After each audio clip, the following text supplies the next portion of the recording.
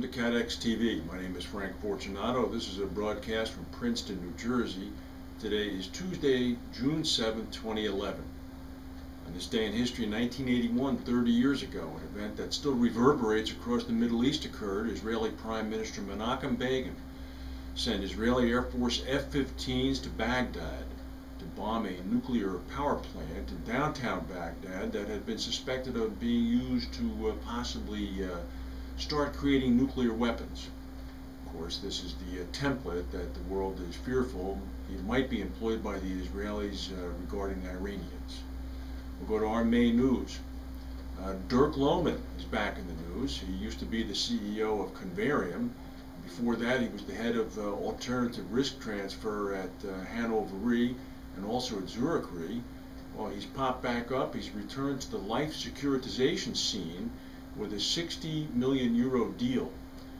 It's been placed through an organization called Shikaro Advisory Limited. It's a Guernsey-based unit. The deal covers 100,000 in-force life policies. The notes have a 4-year duration with an expected maturity of 10 years, and they're structured so that there are repayments of principal and interest on a monthly basis. Lohman and ex-Convarium Chief Risk Officer Hans Boiler launched Shikaro 4 years ago. They said that the uncorrelated nature of the notes compared with risks typically found in fixed income added to its attractiveness. Fitch Ratings gave them a uppercase BBB-.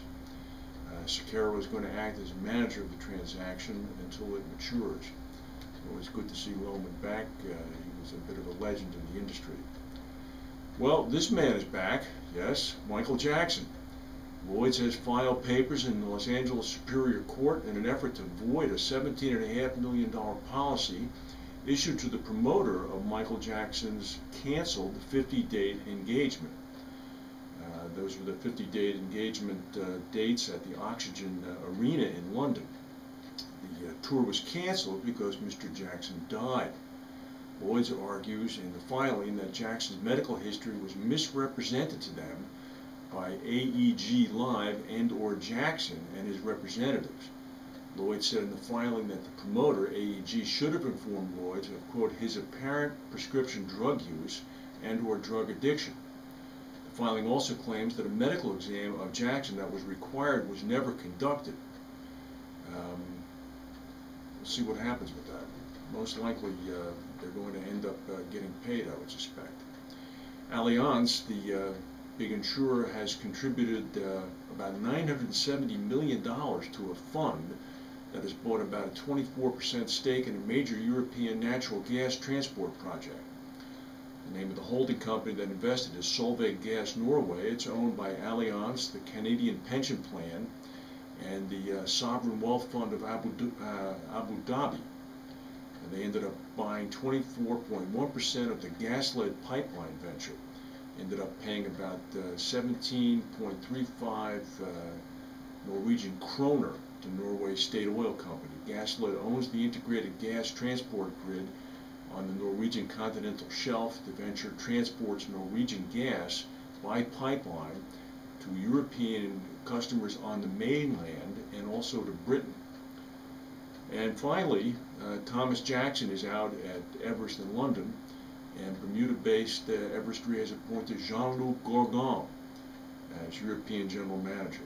The former Paris Re France CEO and Chief Underwriting Officer will be based at Everest's office across from Lloyd's right in London. Gorgon's previous responsibilities include underwriting and product development across varied classes of business. We also note that AIR came out with a $5 to $7 billion loss estimate for the April and May storms in the U.S. We also note that the Insurance Day Summit is ongoing this week in London, so we'll be looking to that for some news that comes out. And we also note that Insurance Insider is categorizing Bill Fisher's move to New York as a bit of an out from Axis Re. I'm not so sure about that. I think Mr. Fisher simply wanted to come home. That's all the news that we have for today. If we have any breaking news, we'll come back and tell you. In the meantime, thank you for watching, and we'll see you tomorrow.